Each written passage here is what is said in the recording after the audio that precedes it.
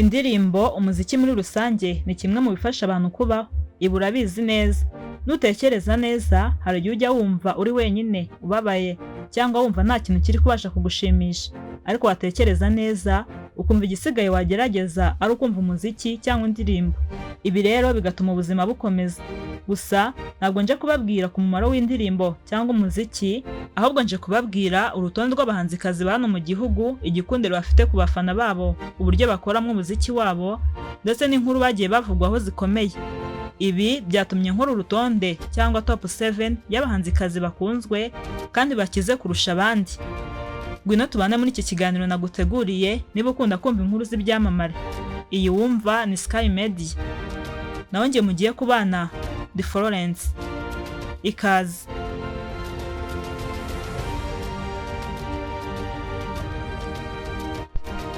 Twihuse mu kiganiro cyacu cy'uyu munsi, aho tugiye kurebera hamwe urutonde rw'abahanzikazi bakunzwe hano mu gihugu, turahera ku mwanya wa 7. Ku mwanya wa 7 turasanga Clarisse Karasira. Clarisse yamamaye mu muziki aho yakoraga indirimbo zikozwe mu buryo bwa gakondo, ariko kandi zikaba nziza cyane. Indirimbo ze zarakunzwe karahava. Indirimbo twavuga yamuzamuye ikamugira icyamamare, abantu benshi bakamumenya, Nigira neza n'izindi nyinshi zitandukanye. Clarisse Karasira ubabarizwa muri Leta Zunze Ubumwe za Amerika, aho yagiye kuba nyuma yo gukora ubukwe n'umukunzi we. Kuri ubu Clarisse n'umukunzi we bafite umwana umwe. Clarisse Karasira kandi akaba yatangije umushinga wo gukora indirimbo zifasha abana, izi tuzi nka cartoon. Clarisse wakunzwe n'abatari bake hano mu gihugu, niwe uje ku mwanya wa 7 w'urutonde rwacu rw'uyu munsi. Ku mwanya wa 6 turasanga Vestina na Dorcas. Iri ni itsinda ry'abahanzikazi mu ndirimbo z'Imana. Aba kandi n'abana babiri bavukana, aho umwe yitwa Vestina akaba ari mukuru, undi akitwa Dorcas. Batangiye ari abana bato bafite impano yo kuririmba. Kino gihe baririmbiraga muri korali, maze nyuma baza kumenyekana. Aribwo umugabo Mulindahabirene yabafataga akababera manager. Batangiye gukora indirimbo zitandukanye, aho zose zakunzwe cyane, maze baragenda baramamara. Umwe muri bano bakobwa ni umwe mu maze iminsi bavuga mu binyamakuru bitandukanye. Ni nyuma y'uko bimenyekanye ko yagiye mu murenge n'umusore uva mu gihugu cya Burkina Faso. Inkuru y'uyu mukobwa Vestina abantu bagiye impaka zitandukanye. Ibi kandi byatumye abakunzi b'iri tsinda bibaza niba kuririmba kwabo byaba birangiriye aha. Ni benshi rero biteze kureba iherezo ry'abana b'abakobwa. Gusa iri tsinda ryagiye rikora indirimbo zitandukanye kandi zabaye nziza, ndetse abantu bazikunda ari benshi. Dukomeze ku mwanya wa 5 turasanga Marina Deborah. Azwi cyane nka Marina, akaba ari naryo zina akoresha mu muziki. Yamenyekanye nk'umuhanzi w'ijwi ritangaje ryiza, dore ko byihariye byakugora kuribona n'undi muntu wese. Yatangiye umuziki nk'akazi mu mwaka wa 2018, dore ko aribwo yamenyekanye. Kino gihe Marina amenyekana yabifashijwemo n'umunyamakuru akaba n'umuhanzi Ankostin. Nyuma yagiye muri label yitwa The Main Record. Marina wakoze indirimbo nyinshi kandi zigakundwa, ni umukobwa ugaragaza ubuhanga n'imbaraga mu kazi ke, dore ko 2019 yahawe igihembo cy'umuhanzi w'umwaka. Marina yagiye avuga kenshi mu myidagaduro, aho yigeze kugarukwaho mu nkuru yavugaga ko ari mu rukundo n'umuhanzi Iva Muziki, ndetse bagiye bakorana indirimbo.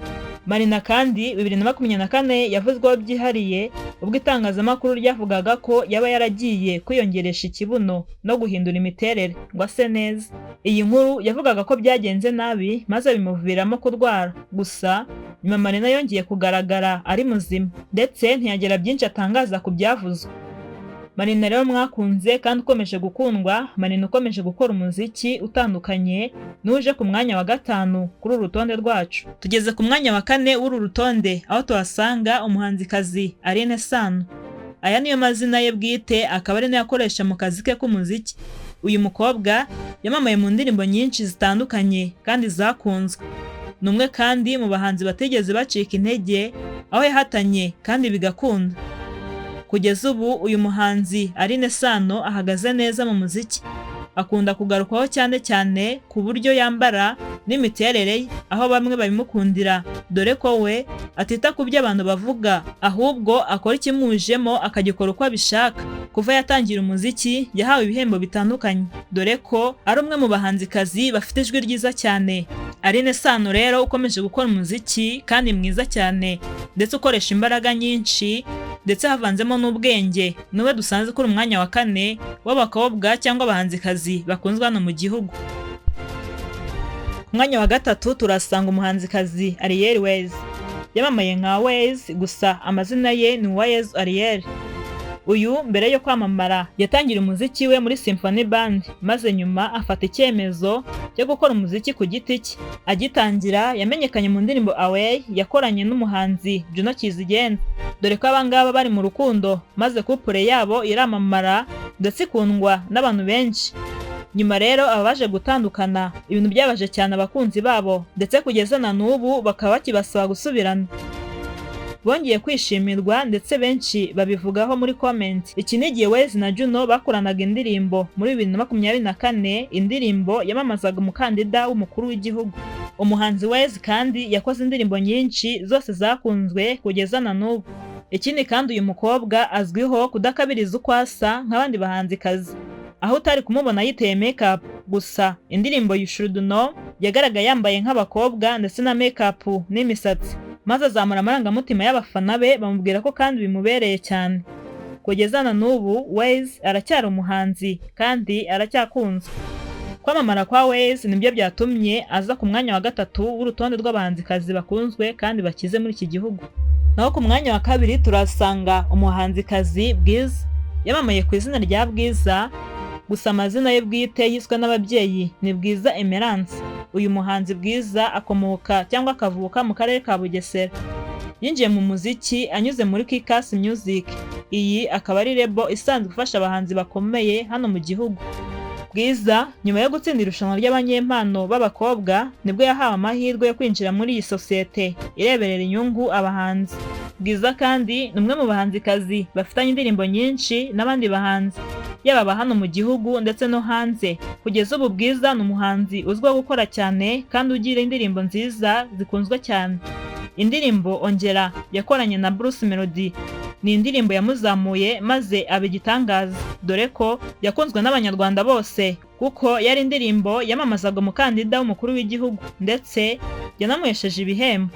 Bwiza yakomeje gukora indirimbo nyinshi kandi nziza, twavugamo Ahazaza, Best Friend yakoranye na The Ben, tutibagiwe n'indirimbo aheruka gusohora ku munsi w'intwari yitwa Intwari. Bwiza ufite ijwi ryiza, uburyo yitwara harimo no kuba adakunda kugaragara yisize makeup, aguma nuko asa kandi nta kindi yongereye ku isura ye kereka igihe yagiye muri video cyangwa amafoto. Ibi rero byatumye aza ku mwanya wa 2 w'uru rutonde rwacu. Umuhanzikazi dusanga kuri uru rutonde ku mwanya wa mbere turasanga Butera Knowless. Uyu muhanzikazi wakunzwe kuva kera kugeza na n'ubu, amazina yiswe n'ababyeyi ni Ingabire Butera Jeanne. Gusa muri kariyeri ye y'umuziki azwi kuri Knowless cyangwa se Kabebe. Butera amaze imyaka irenga 12 mu muziki, aho yakunzwe byihariye bikarenga bikagira no hanze mu bindi bihugu. Yagaragaye mu ndirimbo nyinshi cyane, aho indirimbo ze zakunzwe ndetse kugeza na n'ubu. Uyu kandi yagiye agarukwaho cyane kuri social media mu binyamakuru bitandukanye dore ko akunda kugaragara mu bikorwa bitandukanye.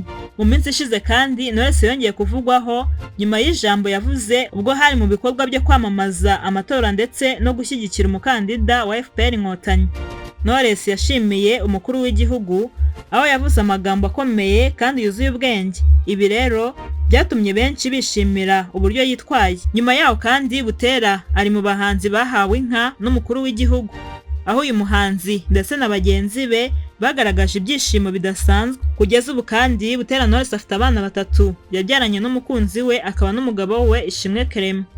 Knowless wavukiye mu ntara y'Amajyepfo mu karere ka Ruhango, ubu ngubu atuye mu karere ka Bugesera, akaba ariho abana n'umukunzi we cyangwa umugabo we. Knowless kandi ni umwe mu bahanzi bakomeje n'indi gukomeza umuziki, aho kugeza n'ubu basohora indirimbo kandi nziza ndetse zigakundwa. Butera Knowless uzwiho ubwiza butangaje kugeza na n'ubu akaba yishimirwa na benshi, nibyo byatumye aza ku mwanya wa mbere w'abahanzikazi bakunzwe hano mu Rwanda. Tugeze ku musozo w'ikiganiro cyacu. Ndagushimiye wowe wabanye natwe. Ibiganiro nk'ibi ku nkuru z'ibyamamare uzajya ubisanga hano kuri Sky Media. Reka ngusabe gukora subscribe kugira ngo hatazagira ikigucika. Ibihe byiza.